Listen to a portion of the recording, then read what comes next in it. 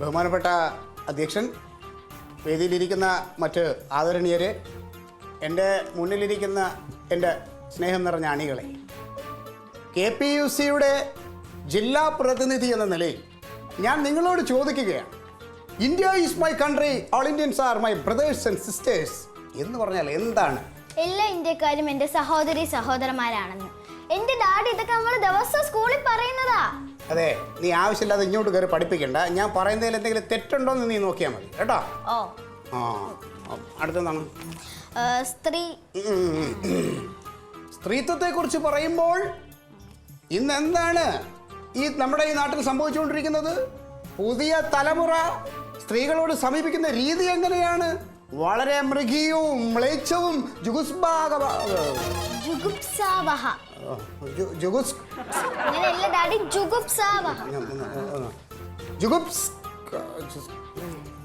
ഈ വാക്ക് ഇന്നലെ കുഴപ്പമുണ്ടായിക്കൊണ്ടിരിക്കുകയാണല്ലേ.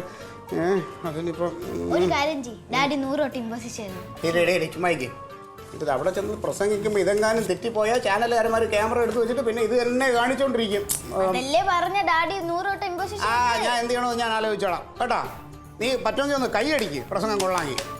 ഒരു പ്രാസംഗികന്റെ ഊർജ്ജം എന്ന് പറയുന്നത് ഈ കണ്ടോണ്ടിരിക്കുന്നവരും കേട്ടോണ്ടിരിക്കുന്നവരും കൈയടിക്കണം.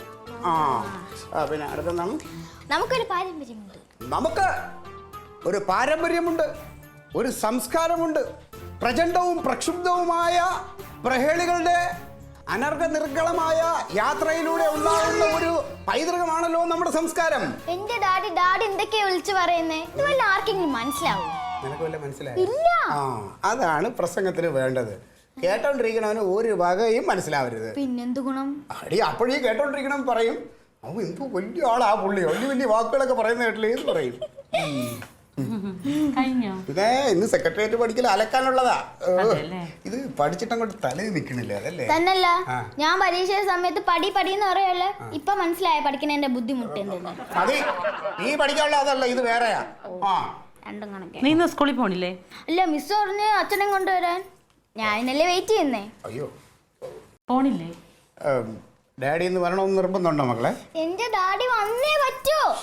ഞാൻ പ്രസംഗം ഇതൊന്നും എനിക്ക് അവിടെ ഇന്ന് എന്തെങ്കിലും ബുദ്ധിമുട്ടുണ്ടോ പോകാൻ? ഉണ്ടെന്നേ.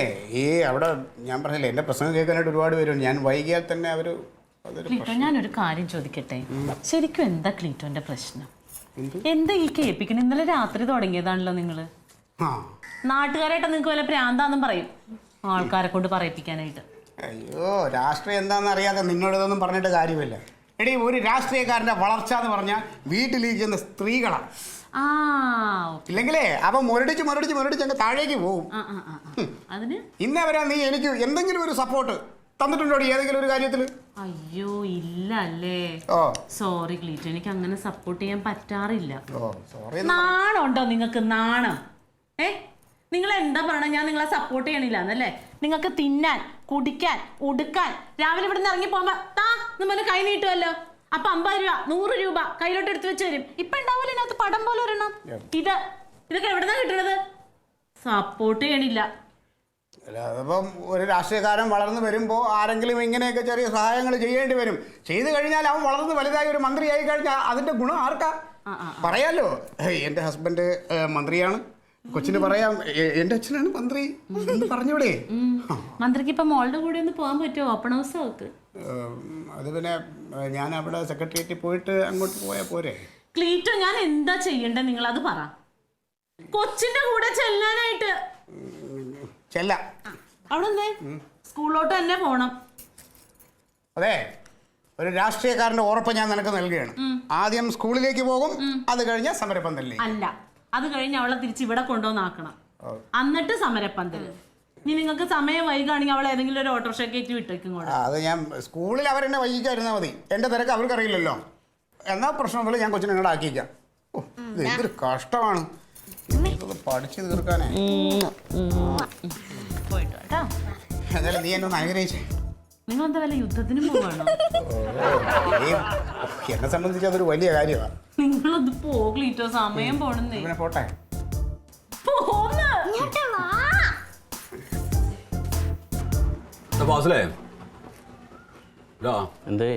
ആ പോത്തൻകോട് ഡിവിഷനിൽ നിന്റെ കൂടെ ജോലി ചെയ്തായിരുന്ന എന്താ ശശിയോ ഗീശോ എന്താ? ആ ശശിയണ്ണൻ. അയാൾ എന്താ എന്ത് വിഷയം ഉണ്ടാക്കിയിട്ടുണ്ടല്ലോ? ആ അയാളുടെ കാര്യം അറിയാൻ പാടില്ലേ? പുള്ളി രാവിലെ ഡ്യൂട്ടിക്കെന്നും പറഞ്ഞ് അങ്ങോട്ട് ഇറങ്ങും. ആദ്യം തന്നെ രാവിലെ നേരെയാക്കാൻ കയറുന്ന വീട്ടിൽ നിന്ന് അവരോട് ലോകിയൊക്കെ പറഞ്ഞ് ബ്രേക്ക്ഫാസ്റ്റ് കഴിക്കും. പിന്നെ ആ വണ്ടിയായിട്ട് ഇടവഴിയൊക്കെ നടന്നിട്ട് പുള്ളി ഇങ്ങനെ മണം പിടിക്കും. നല്ല മീൻ വറുത്തതിൻ്റെ മണമൊക്കെ തന്നെ വീട്ടിൽ പുള്ളി കയറി അങ്ങോട്ട് നേരെയാക്കാൻ ചെല്ലും. ലോഹ്യം കൂടെ തന്നെ ഒരു പ്രത്യേക മരുങ്ങാണ്. അവിടെ നേരെയാക്കി പുള്ളിയായിട്ടൊക്കെ വർത്താനം പറഞ്ഞ് അവർ കൂട്ടായിട്ട് ഉച്ചയൂണ് അവിടെ നിന്ന് കഴിക്കും. പിന്നെ അവിടെ നിന്ന് ഇറങ്ങി വൈകുന്നേരം ആകുമ്പോൾ ഏതെങ്കിലും വീട്ടിൽ നേരെയാക്കാൻ കയറി ചായയും കുടിക്കും. ഇത് പുള്ളിയുടെ സ്ഥിരം പരിപാടിയാണ്. ഇന്നലെ സംഭവിച്ചതെന്ന് പറഞ്ഞാൽ വാടകക്കാറ്റ് താമസിക്കാൻ വന്നൊരു വീട്ടുകാരൻ, പുതിയ വീട്ടുകാരാണ്. ഉച്ചക്ക് ഇയാൾ അവിടെ ചെന്ന് കറണ്ട് ഉണ്ടാന്നൊക്കെ ചോദിച്ചപ്പോൾ കറണ്ട് ഇല്ല. ഇയാൾ ഊരിയിട്ടുണ്ടേ ചെല്ലുള്ളൂ. എന്നിട്ട് അവിടെ പോയി നേരെയാക്കി ആ ചേച്ചിയൊക്കെ ആയിട്ട് വർത്താനം പറഞ്ഞ് ഊണ് അവിടെ നിന്ന് കഴിച്ച്. നല്ല വെയിലാണല്ല, അവിടെ ചെറിയ കാറ്റ് AC ഒക്കെ ഉണ്ടായി. പുള്ളി അവിടെ കിടന്ന് അവിടെ ഉറങ്ങിപ്പോയി. ചേട്ടൻ വന്ന് കയറിയപ്പോൾ ഒരു കഷണ്ടിക്കാരൻ കാക്കിയാക്കിയിട്ട് നീണ്ടു നിവർന്ന് കിടന്ന് ഉറങ്ങിയാണ്. വേഗം നാട്ടുകാരും കൂടി ശശിയണ്ണനെയും പിടിച്ചടിച്ച് ചേച്ചീനെ അടിച്ച് ആകെ മെനകേടായി. ഇപ്പൊ സസ്പെൻഷനിലാണ്. പുള്ളിയുടെ കാര്യം ഭയങ്കര കഷ്ടമാണത്.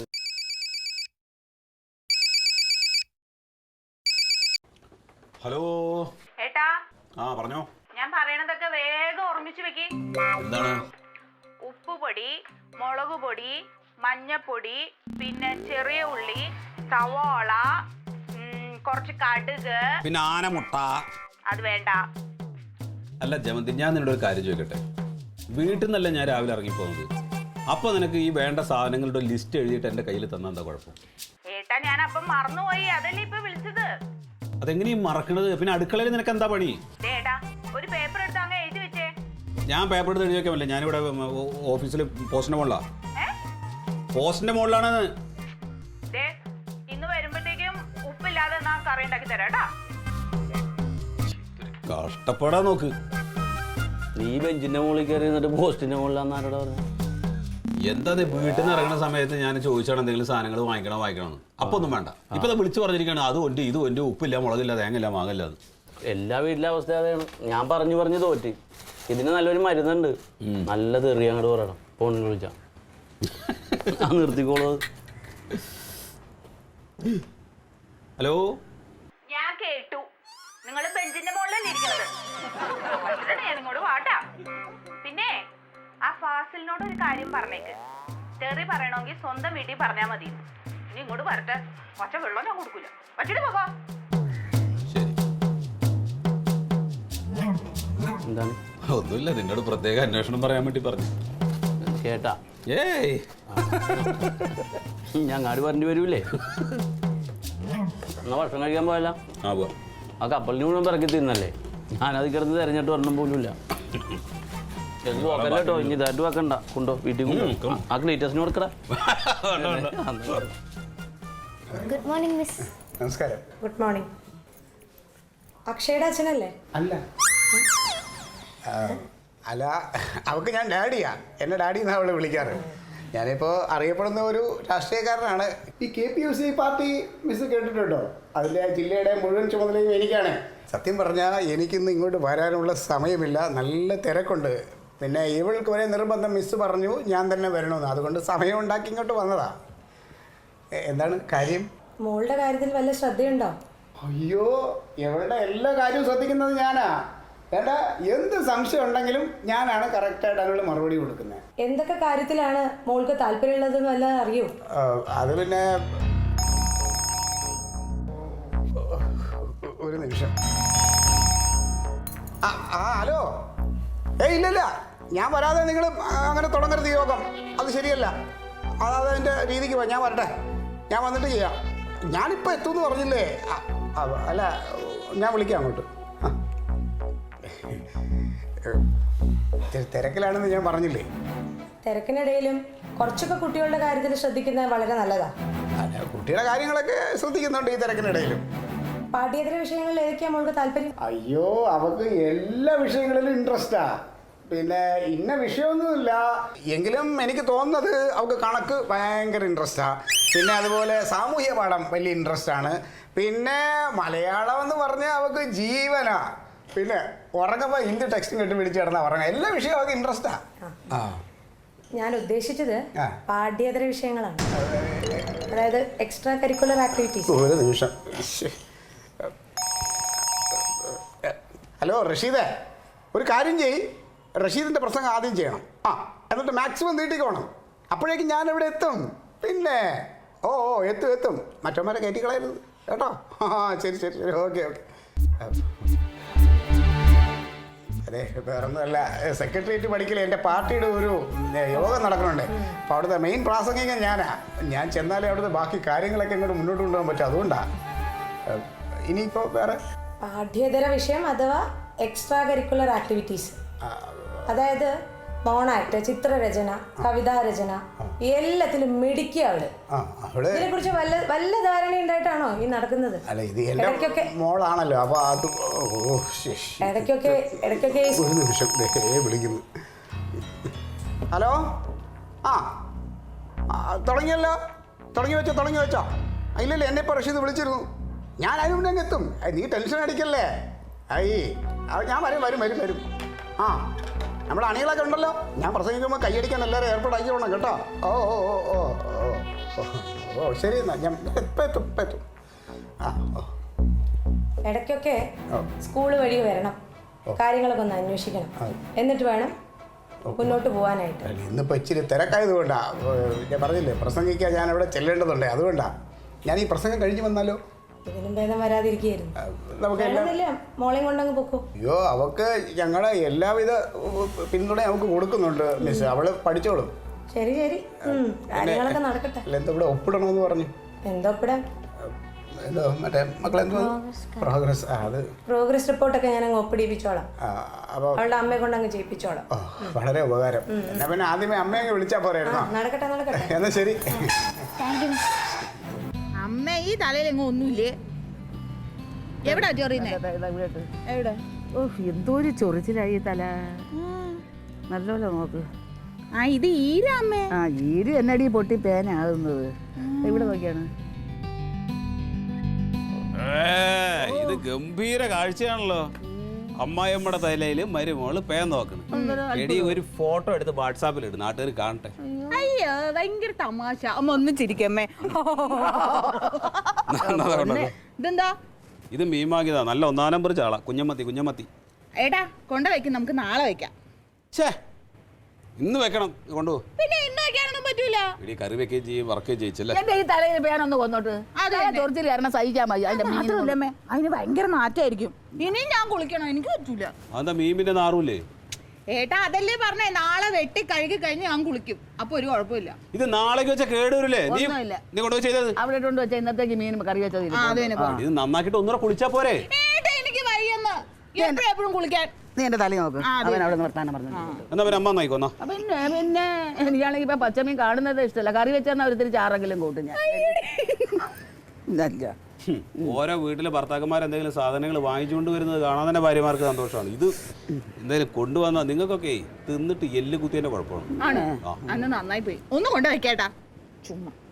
അമ്മ, ഏതായാലും ഞാനൊരു കാര്യം ചെയ്യാം. ഞാൻ നന്നാക്കാം, എന്നിട്ട് ഞാൻ കറി വെക്കാം. ബെസ്റ്റ് ആയിരിക്കും. കുഴപ്പമില്ലല്ലോ. ഒരു കുഴപ്പമില്ല. കാരണം ഇത് വാങ്ങിച്ചോണ്ട് വന്നാൽ ഞാൻ എന്റെ ഉത്തരവാദിത്തല്ലേ. അതുകൊണ്ട് നിലയിലെങ്കിൽ ആണുങ്ങൾ കറി വെച്ചെന്ന് കുഴപ്പമൊന്നുമില്ല. ഇപ്പൊ എല്ലാ പിള്ളേരും കറിയൊക്കെ വെക്കും. വീട്ടിൽ ജോലി എല്ലാവരും കൂടെ ചേർന്ന് വേണം ചെയ്യാനുള്ളത്. ഏട്ടാ, വയ്ക്കുന്നതൊക്കെ കൊള്ളാം, പക്ഷെ ചളവാക്കരുത്. ഇനി വേറൊരു കാര്യം, കറി വെച്ച് നന്നായി കഴിഞ്ഞാൽ പിന്നെ എന്നും ഞാൻ തന്നെ കറി വെക്കണം എന്നും പറയരുത്. അല്ല, നീ എന്നും കറി വയ്ക്കുമെങ്കിൽ വെച്ചോ, അതിന് കുഴപ്പമൊന്നുമില്ല.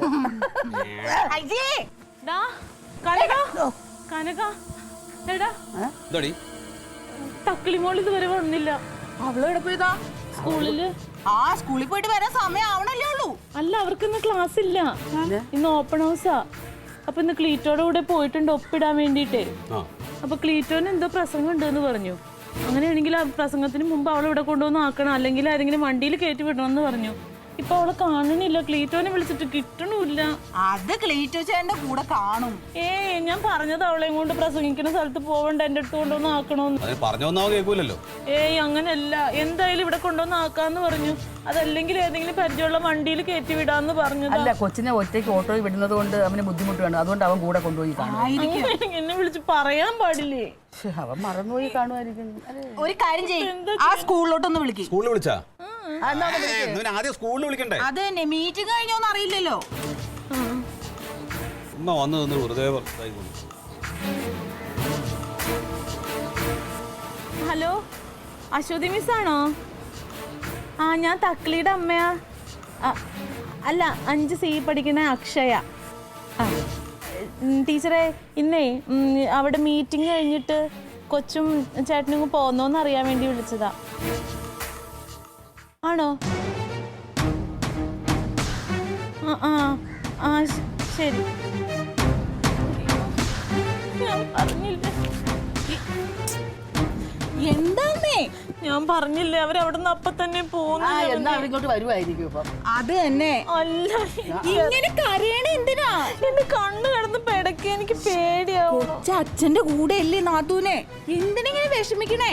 എനിക്ക് എന്തോ ഒരു പേടിയാവണം. എന്തായി സ്കൂളിൽ വിളിച്ചു കിട്ടിയാ? ഇല്ലടാ, അവരവിടുന്ന് അപ്പൊ തന്നെ ഇറങ്ങിന്ന്. ആ എന്തായാലും ക്ലീറ്റോടെ കൂടെ ഉണ്ടാവൂലേ? നീ ഒരു കാര്യം ചെയ്യ്, ക്ലീറ്റോനെ വിളിച്ചിട്ട് കിട്ടണില്ല. നീ ഒന്നുകൂടെ ഒന്ന് വിളിച്ചു നോക്ക് ക്ലീറ്റസിനെ. ക്ലീറ്റോനെ വിളിച്ചപ്പോഴത്തേനും എന്തോ ഭയങ്കര തിരക്കും ഒച്ചയൊക്കെ കേട്ടോ, എന്നിട്ട് അങ്ങ് കട്ട് ചെയ്തു.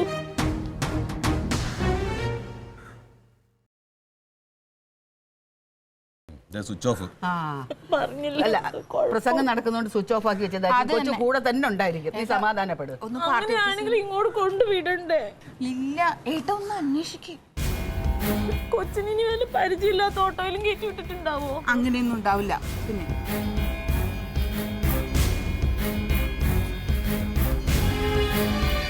നീ എന്തിനാ എന്റെ പിന്നാലെ നടക്കണം? അങ്ങോട്ട് പോ.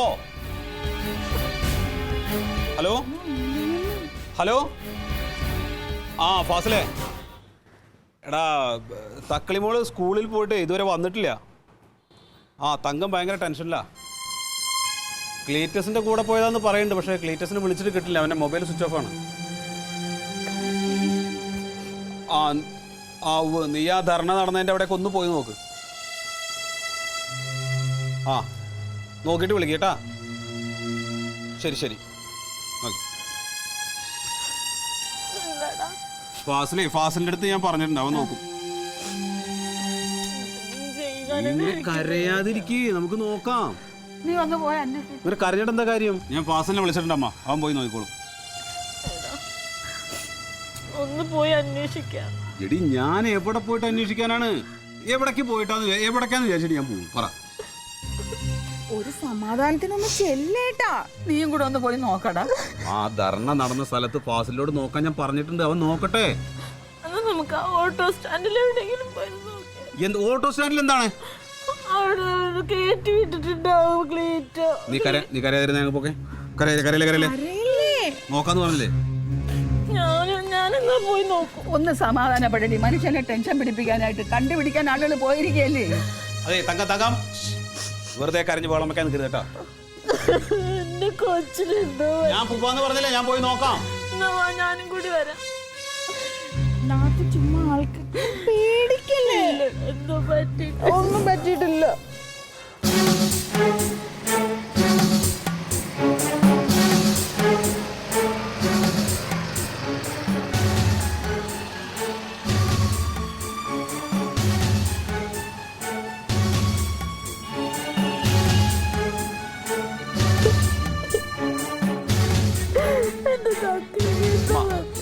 ഞാൻ നോക്കില്ല. എടി നീ കരയാതിരിക്കേ. ഞാനും കൂടി വരട്ടെ. നോക്ക്, പോയിട്ട് വരും. ഇങ്ങനെ കരയല്ലേ നാത്തൂനെ.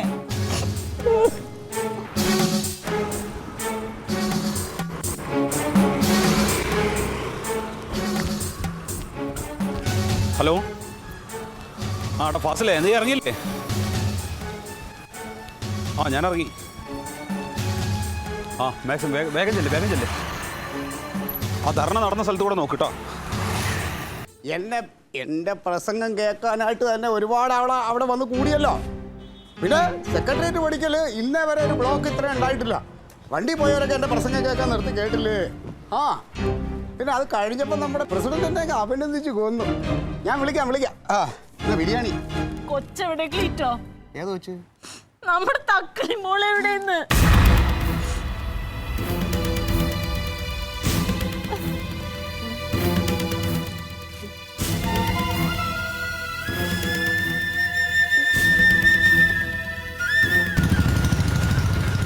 ഡാഡി ഒന്ന് പതുക്കെ പോ ഡാഡി.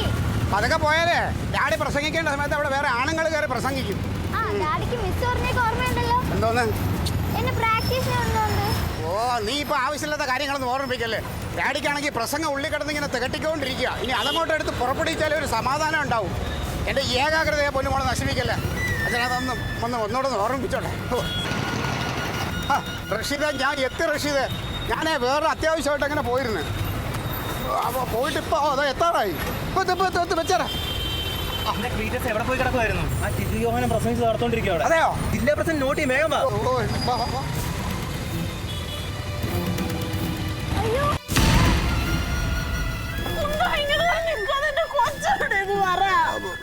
അത് കഴിഞ്ഞ് ഞാൻ പ്രസംഗിക്കാനായിട്ട് പോയി.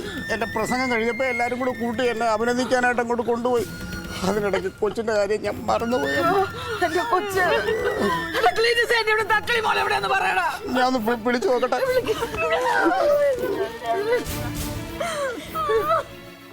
സുദർശന, നമ്മളാ മൈക്ക് സെറ്റിരുന്നതിൻ്റെ ആ ഭാഗത്ത് എവിടെയെങ്കിലും എൻ്റെ മോള് നിൽക്കണമെന്ന് നോക്കിയടാ. ഇല്ലേ? ആരുമില്ല അവിടെ. നിങ്ങൾ സമാധാനപ്പെടാമോ? ഞാൻ നോക്കാം. നോക്കിട്ട് വരാം.